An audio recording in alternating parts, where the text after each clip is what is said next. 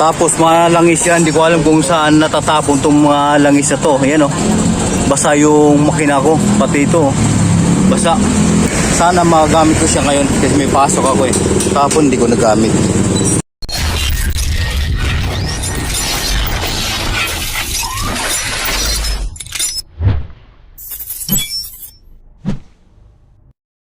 Good morning. Morning mga kamarek. So ngayon ay papunta na tayo sa may pinag-iwanan ko ng motor. So hindi tayo nakapag motor kahapon. Naglakad lang tayo papunta doon sa work. Bali naglakad tayo ng ng 20 minutes kasi ang layo noon sa work natin papunta rito dito sa may bahay ay 2 kilometers. Kaya nilakad natin yun, hindi na tayo nag-taxi.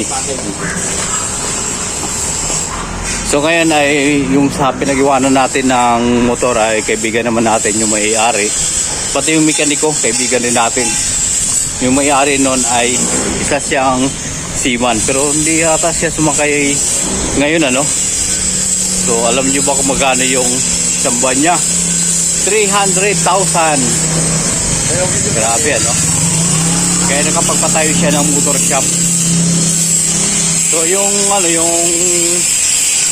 paggawaan na yun ay malapit lang naman dito sa bahay. Walking distance na siya. Siguro mga 5 minutes walking. Pagka iniwan lang natin doon kasi nga may pasok tayo. Tapos nilakad ko lang. Medyo hindi nga maganda yung nangyari kasi maambon-ambon pa. Kaya nagkaroon tayo ng sinat So sa ngayon daan dito dito tayo sa may right side. Okay, sa may right side tayo. So yan, pwede tayong dumiretso dyan tapos kakaliwa. Tapos dito naman ay didiretso lang tayo. Tapos yung SFBB dyan natin iniwan yung motor natin Sana okay na siya para magamit natin ngayon. Nakita ko kahapon yung motor na yan. Kaya lang nakapadlock. Nag-close na sila. So malapit na tayo. Hindi ko alam kung si Boknoy ay pumasok na maaga kasi kadalasan ang pasok noon ay 9:30. May sariling oras din yun So ito yung motor natin nawala na yung padlock. Pero nakita natin ito kahapon na nakapadlock. Yan yung may-ari naka-blue. May-ari ng motor shop. Mahaba na yung pwesto nila mula doon hanggang dito. Yan, pati tawag na dito. Organizing. Boss, okay na ba ito? Ha? O kasi hindi naman maayos yung pagkagawa. Dito sana talaga yan. Ang problema nga lang problema nga lang madaming ginagawa si Buknoy. Kaya mo lang papacheck kaya ni Buknoy yan. Ha? Yan, motul. Top over mo yan. Gusto mo maligaw yan. Tumatalsik yan din sa may pako Top over, piston rin. Kaya nga. Ginbag, bakit sila papalitan. Yung sinalitan lang ng tawag yan. 360. Kasama na yung KJ doon nga. Hindi pa. Kung gusto mo, yan. Mo lang. Ngayon. Tama na. Spark plug. Napalitan na rin ang spark plug yan. Sabi ko bagong palitan yan. Tapos Malapit na yan.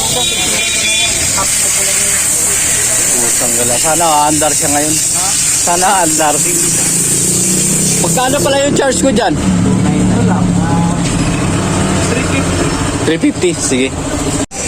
So yan, ititesting na natin sana umandar itong motor natin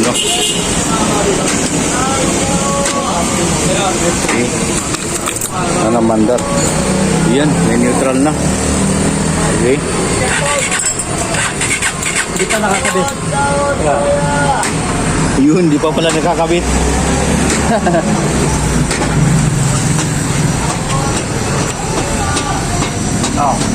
Okay. Yan, nakakabit na.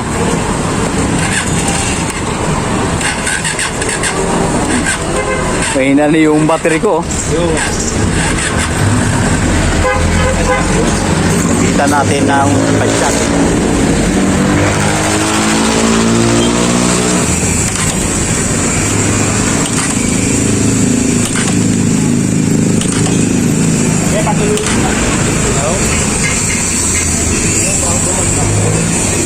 Alright. Okay.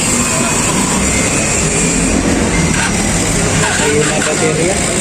Yun na yung battery ko. Then mga kamarik, umandar na yung motor natin, ano, makapasok na tayo sa trabaho natin. Ang oras natin ngayon ay 8:26 na ng umaga. So, ginagamitan na natin ng ano, ng kickstarter kasi lubat yung battery natin. Ayun, umandar naman siya. So ngayon ay palit na tayo.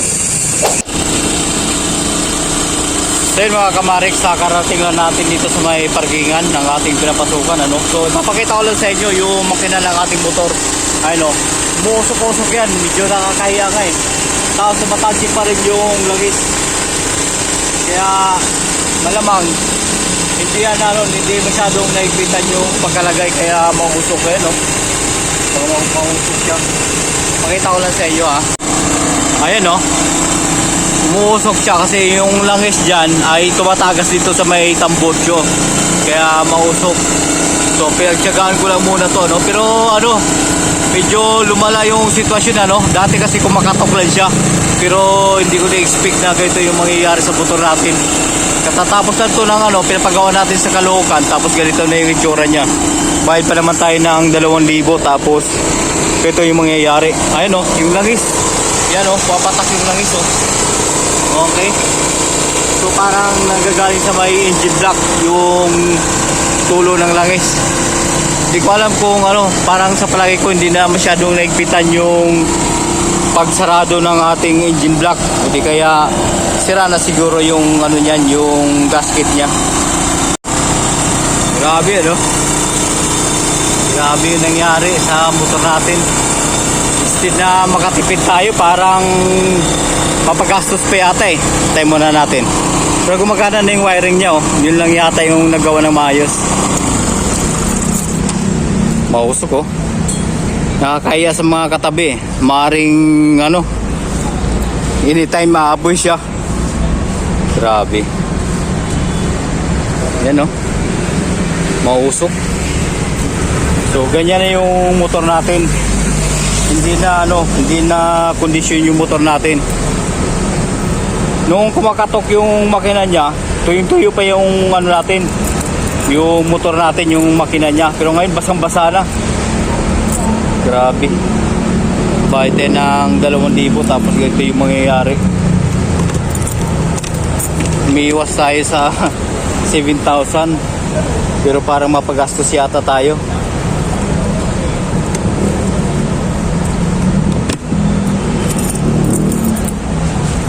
So umuusok pa rin siya, oh. Kahit na patay na yung makina, umuusok pa rin, oh. Kita nyo ba? Umuusok pa rin. So ang oras natin ngayon ay 8:40 na.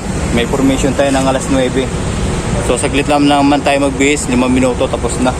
So umuusok pa rin siya, no. Hindi maganda talaga nangyayari. Jer, papasok na tayo, Jer. Pumunta ka na doon para hindi ka malate. Ay, bato. Ha? So yun yung kasama natin sa work, ano, si Lupernis.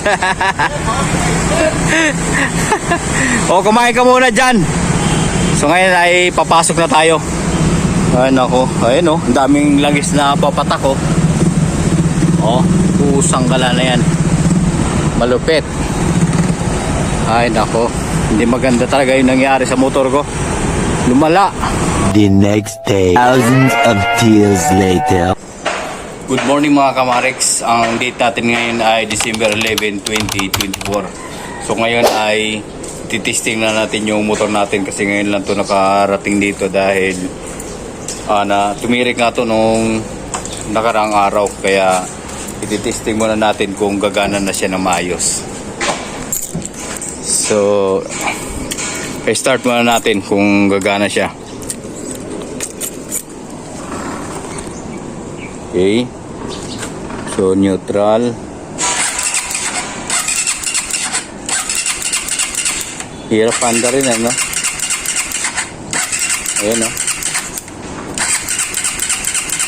Tapos tumutunog-tunog dito sa ilalim. Parang may grounded dito.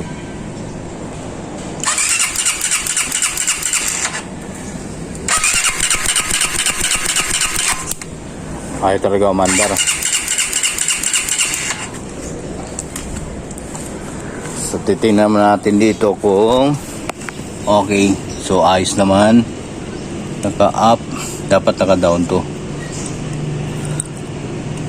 Okay. Kasi may gas pa naman. So testing ulit. Ayun umandar. Kickstarter.